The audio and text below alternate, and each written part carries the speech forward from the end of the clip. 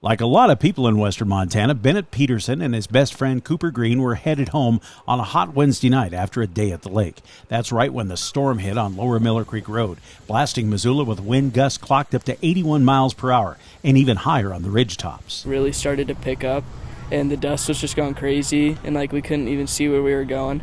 At that point, we probably should have just stopped, and then we kept going. And we got to the line down there, the big metal one, and we saw it sparking. And then that was freaking crazy. And then we just kept driving and then got to here, and then the one big gust of wind, and the lines just came down on top of us.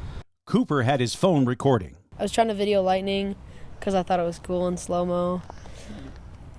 But then I started looking over here, and there was huge gusts of wind. So I turned my phone over there, and then I started pointing it just around. And then I pointed it up at the pole, and it started sparking. So I thought I had cut the video off, but I guess it kept going. So, and then that's when the poles came down. Yeah. Bennett, what did you think? I mean, when those poles started to come down, I mean, luckily you were between them, but as a driver, what was going through your mind? Yeah, it was just really scary, and when it came down on the car, it exploded, and that was really loud. And at that point, I was just straight panic. I was like, what do I do? What do I do? I can't get through this. What would have been more frightening was if they could have seen the more than half a dozen poles down in front of them and more behind. But with dust, darkness, and flying debris, their world had collapsed in seconds to a hot, confined car. It just fell on us. Dude, power line fell on us. Fell on the car. Oh my, dude. Why is 911 not answering? We're literally surrounded by a freaking power line.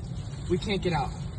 As surprising as it would have been to have all those poles and lines coming down on top of your car, Bennett and Cooper did exactly the right thing, staying put until help could arrive. We were just panicking, what should we do? We called parents and tried to get through to 911. Everyone told us not to open the doors or windows. Yeah, not to open the doors and windows. We tried calling 911, but they wouldn't connect with us. Couldn't connect, so that's when we were really panicking, and we were we can't get through to emergency services. We don't know what we're gonna do. And what'd your parents and everybody tell you to do when they got you on the phone? They told us, just to stay in the car and not get out. Everyone told us to pray, and that they were praying for us. Yeah, that was one of the main things that they told us to do. When you're waiting, what kind of conversation did you guys have? I mean, you're good friends. It must have been nice to have a good friend there with you, right? Mm-hmm. Yeah, we were just kind of talking about how we were gonna die at the start. But then after, we were figuring out that we would be okay.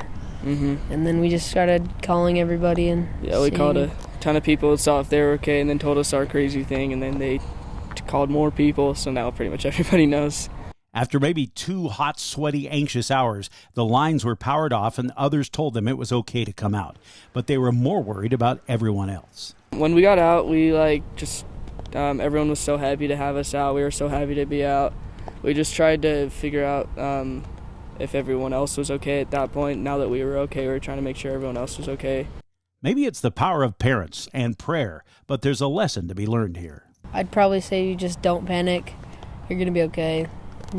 Nothing bad is really going to happen, I don't think so. Mm-hmm. And listen to your parents, right, Bennett? Yeah. Yes, definitely. And I would say, even if you're in the same situation as us, just stay in the car. That's what we did, and we're still here. So, yeah.